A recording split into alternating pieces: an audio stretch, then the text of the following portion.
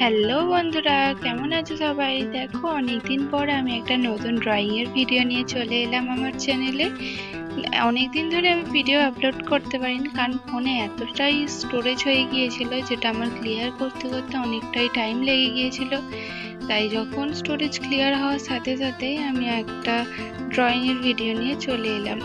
এর মাঝে ড্রয়িং করিনি তা নয়, তবে সেগুলো শ্যুট করতে পারিনি, কারণ অনেকটাই স্টোরেজ হয়েছিল, যেটা বললাম।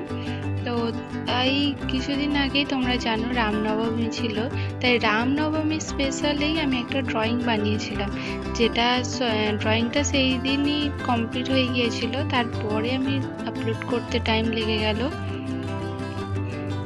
এই প্রথমবার আমি ব্ল্যাক কালারের ওপরে কোনো একটা ক্যারেক্টার বা কোনো একটা ফেসের ওপর আমি ড্রয়িং করছি ব্ল্যাক কালারের ওপর, যেটা করতে গিয়ে প্রথমে তো খুবই টেনশন মনে হচ্ছিল যে আমি পারবো কি না, কারণ ব্ল্যাক কালার যেহেতু পুরো কালারটাই একরকম হয়ে মিশে যেতে পারে, যেটা কিছু করার থাকে না।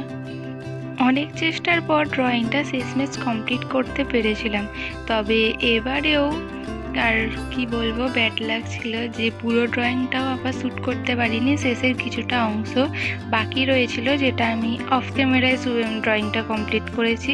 তো তোমরা দেখলে বুঝতে পারবে যে কোন জায়গাটা আমি ডাইরেক্ট ড্রয়িংটা দেখিয়ে দিয়েছি। তো তোমাদের ভিডিওটা ভালো লাগলে ভিডিওটাকে লাইক করে পাশে থেকো, আরও নতুন নতুন ভিডিও দেখার জন্য আমার চ্যানেলটাকে সাবস্ক্রাইব করে বেল আইকনটা প্রেস করে রেখো। তো তোমরা প্লিজ একটু আমার ভিডিওগুলোকে সাপোর্ট করো, যাতে আমি আরও মোটিভেশন পাই নতুন নতুন ভিডিও বানানোর জন্য। আরও ভালোভাবে ড্রয়িং প্র্যাকটিসের মাধ্যমে আমি আমার ড্রয়িং স্কিলটাকেও বেটার করে নিতে পারি। তো দেখো, আর আগের বারই আমি বলেছিলাম আমি আমার চ্যানেলে শর্টস নিয়ে আসবো, কিন্তু স্টোরেজের কারণে আমি আনতে পারছিলাম না। তবে এই ভিডিওটা আপলোড করার পরেই অনেকটা স্পেস ক্লিয়ার হয়ে যাবে, যার জন্য আমি শর্টস বানানোর জন্য শর্টসের প্রস্তুতি শুরু করব। তো তোমরা কেমন লাগলো ভিডিওটা, মানে ড্রয়িংটা কেমন লাগলো, তোমরা কিন্তু কমেন্টে জানিও। আর তোমাদের যদি মনে হয় আমাকে নতুন চ্যালেঞ্জিং কোনো ড্রয়িং দিতে চাও, তো তোমরা দিতে পারো। তো আমি সেইগুলোকে চেষ্টা করব, যেটা হয়তো আমার ড্রয়িংয়ের জন্য অনেকটাই বেটার হবে। কারণ মাঝখানে অনেকদিন ড্রয়িং না করার কারণে আমার ড্রয়িংটা অনেকটাই খারাপ মনে হচ্ছিল, যে একটা প্র্যাকটিসের পর ড্রয়িং আর একটা নর্মাল অনেকদিন পর ড্রয়িংয়ের মধ্যে অনেকটাই পার্থক্য থাকে, আশা করি কম বেশি সকলেই জানো।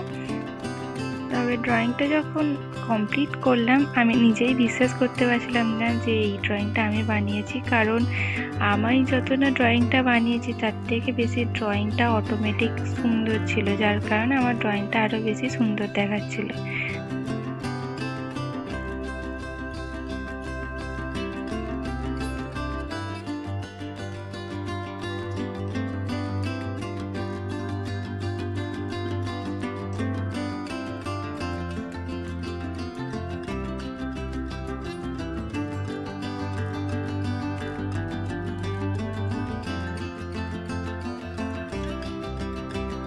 দেখো, আমার ড্রয়িংটা অনেকটাই কমপ্লিট হয়ে এসেছে। তো মুখের যে স্কেচটা আমি করেছি, কালারটা দিয়েছি, এর মধ্যে ভালোভাবে মুখটা ফুটে উঠেছে। তো আমার মনে হয় যে ব্ল্যাক কালারের ওপর আমি যে ড্রয়িংটা করার যে চিন্তাটা এনেছি মাথায়, তো এটা করে কোনো ভুল করিনি, কারণ ড্রয়িংটা কিন্তু খারাপ হয়ে যায়নি, তার মানে আমিও কিছু করতে পারি। তাই এটা থেকে মোটিভেশন পাওয়ার পর আমার ইচ্ছে হলো এরপরে আমি নতুন নতুন ভিডিও ট্রাই করার চেষ্টা করব, সেটা যতই কঠিন হোক না কেন, তবে চেষ্টাটা করব না প্রায়।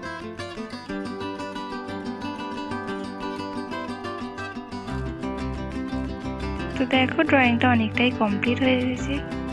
এরপর মুকুটটা ড্রয়িং করা হয়ে গেলে ধীরে ধীরে কালার দিয়ে সব কটা কমপ্লিট করে নেব। দেখো, অনেকটাই ভালো লাগছে দেখতে। ধীরে ধীরে শুরুতে কালার অতটা না থাকার কারণে ড্রয়িংটা ফ্যাকাশে লাগছিল, কিন্তু পরে কালার দেওয়ার পর ড্রয়িংটা বেশ কালারফুল হয়ে গিয়েছিল, যেটা আমার দেখতে খুবই সুন্দর লাগছিল।